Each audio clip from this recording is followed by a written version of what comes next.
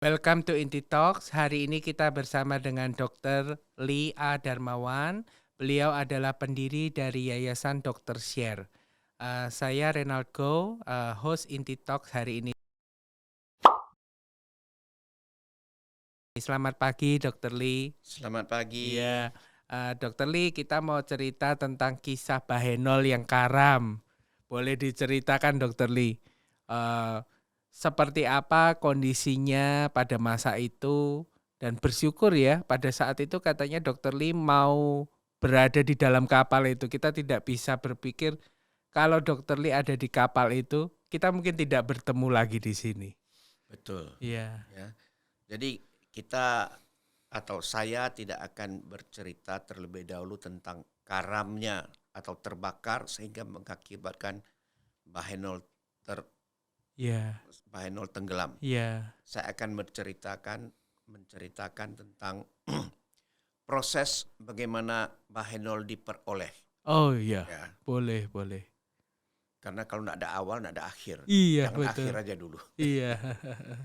Jadi ketika saya pulang dari Jerman tahun 1985, Iya. adaptasi 1986, selesai adaptasi saya melayani ke daerah-daerah sampai ke daerah timur, dan saya merasakan perbedaan yang sangat luar biasa antara saudara-saudara di bidang medis tentunya.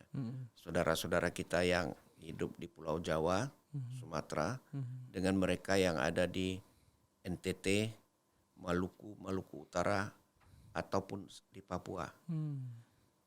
Secara geografis saja kita bicara sekarang, matematis. Iya. Jumlah penduduk di Jakarta pusat itu 20-an ribu orang 1 kilometer perseginya. Sedangkan di Papua itu rata-rata jumlah penduduknya 1-2 orang per kilometer persegi. Selisihnya terlalu jauh ya, Dr. Lee. Selisihnya terlalu jauh. Betul. Dan kalau di Jakarta kita kemana-mana semua infrastruktur sudah ada. Di sana jangankan naik sepeda motor, jalan kaki pun susah. Betul.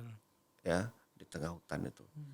Dan sesuai piagam PBB maupun Undang-Undang Dasar 1945 kita, hak setiap insan Indonesia, hak setiap manusia di dunia ini adalah equal, adalah sama. Semuanya punya hak untuk hidup yang layak sebagai seorang manusia. Kalau pemerintah masih belum sanggup memberikan pelayanan kepada mereka yang membutuhkan, saya bicara sekarang dalam konteks pelayanan medis, adalah kewajiban kita sebagai sesama manusia, adalah kewajiban kami sebagai tenaga medis untuk memberikan pelayanan kepada mereka. Betul. Jangan tanya apa yang dapat negara lakukan bagimu, tapi tanyalah apa yang dapat Kamu kamu berikan lakukan ya, bagi untuk negara. negaramu. Dan jangan hanya sampai bertanya, itu nyinyir namanya. Tapi lakukan. Betapa ya. kecil, betapa sedikitnya sekalipun hal itu kita lakukan, kita sudah ikut berpartisipasi dalam membangun bangsa dan negara kita. Dan disinilah peran serta Dr. Share dalam ikut membangun NKRI yang sama-sama kita perjuangkan. Betul. Dan sama-sama kita banggakan. Berarti untuk kita masuk ke kisah saat memperoleh Bahenol itu. Ya. Gimana ceritanya, dokter? Saya itu sudah kemana-mana dan tadinya dengan backpack. Ya, alat-alat kedokteran tuh diisi di dalam backpack. Lalu kemana-mana. Saya pernah operasi di tengah hutan di Papua. Hernia yang besar sekali sebesar buah kelapa. Hanya dengan berlutut di atas selembar plastik dengan anestesi lokal, Bapak ini bisa dioperasi. Selesai operasi Bapak ini langsung pergi.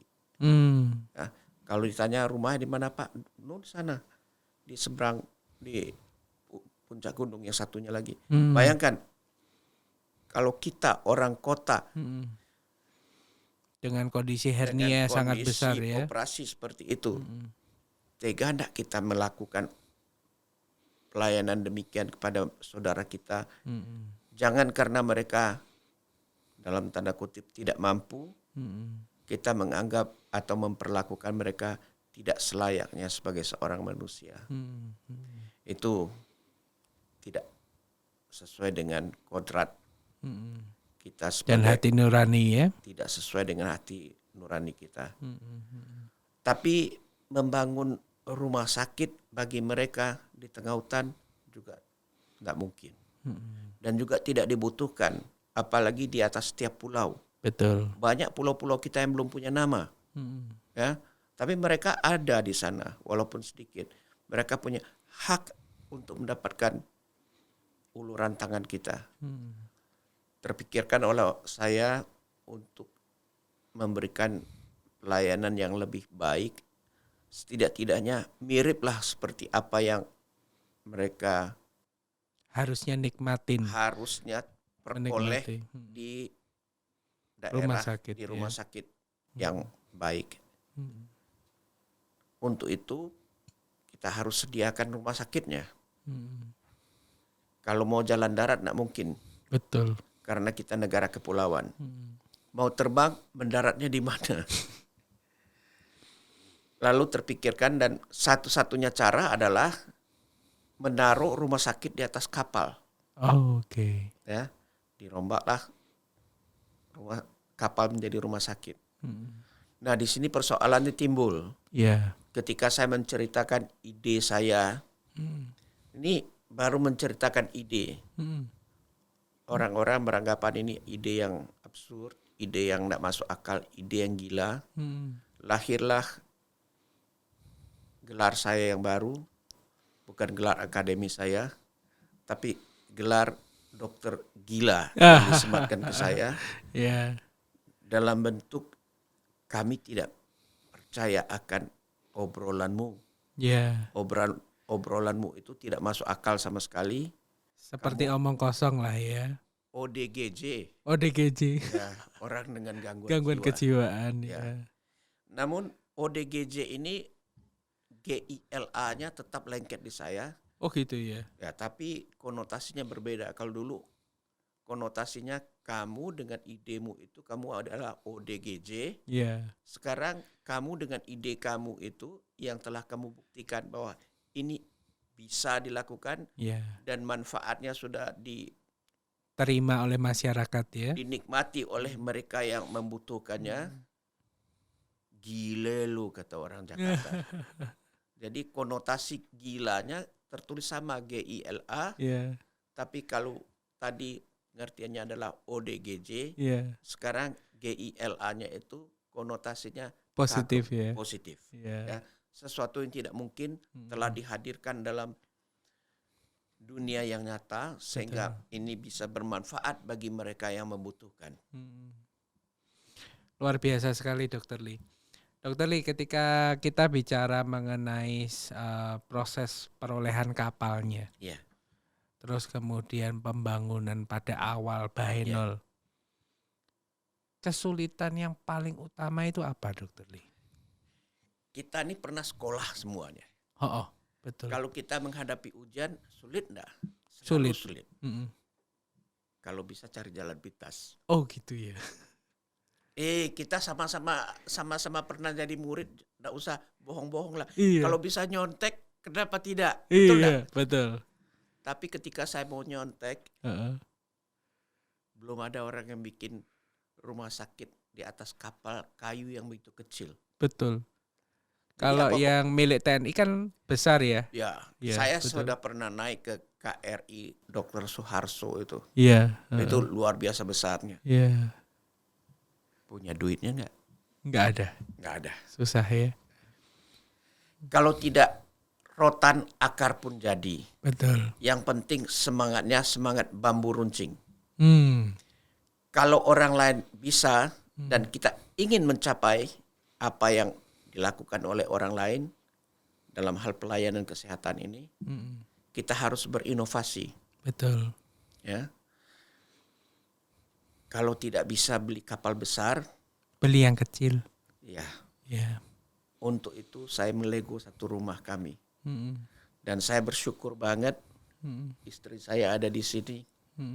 Anak saya Mapping ada di Jakarta. Mereka menyokong. Istri saya mengatakan silakan aja. Kalau kurang tambah lagi. Kita kan enggak harus lapar. Saya pernah dipanggil, saya ini orang Katolik. Iya, orang Katolik ya, dokter. Saya dipanggil oleh Uskup Jakarta saat itu, berdua, saya dan istri. Beliau berterus terang, Dokter Lee lakukan segalanya ini,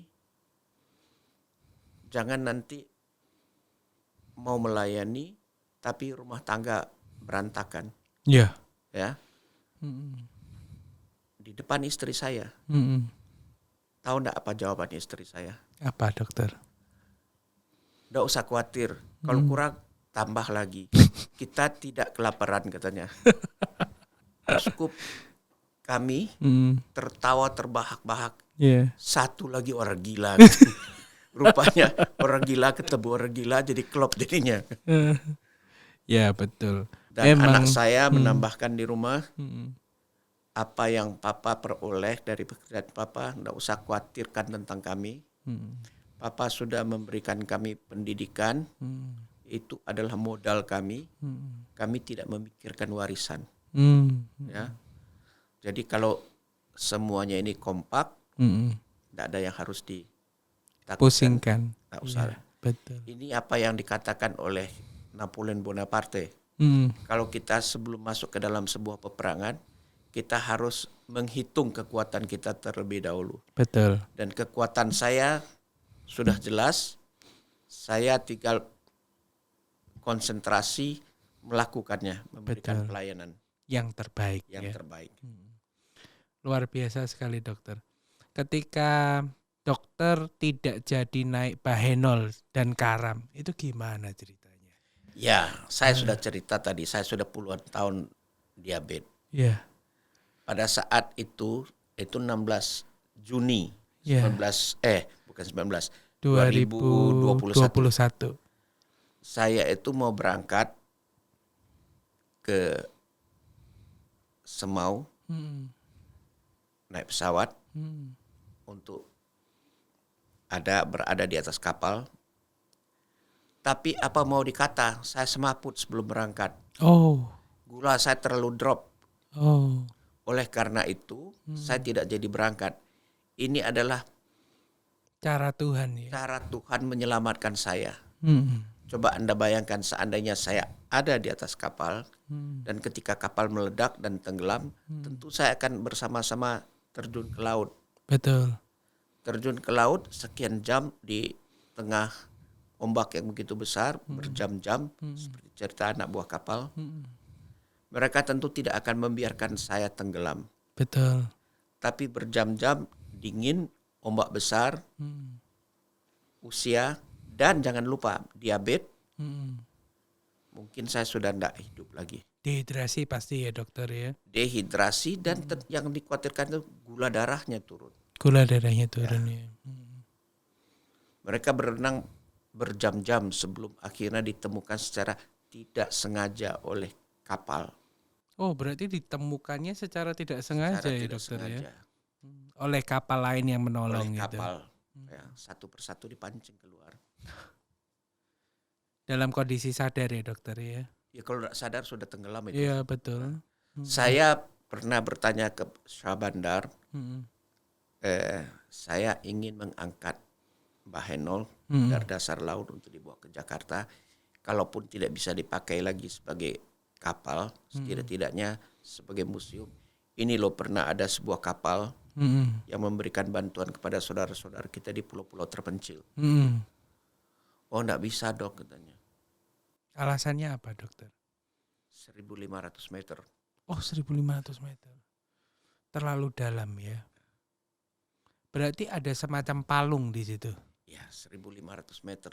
Ini informasi yang saya peroleh dari Syahbandar. Syahbandar ya, yang di sana ya.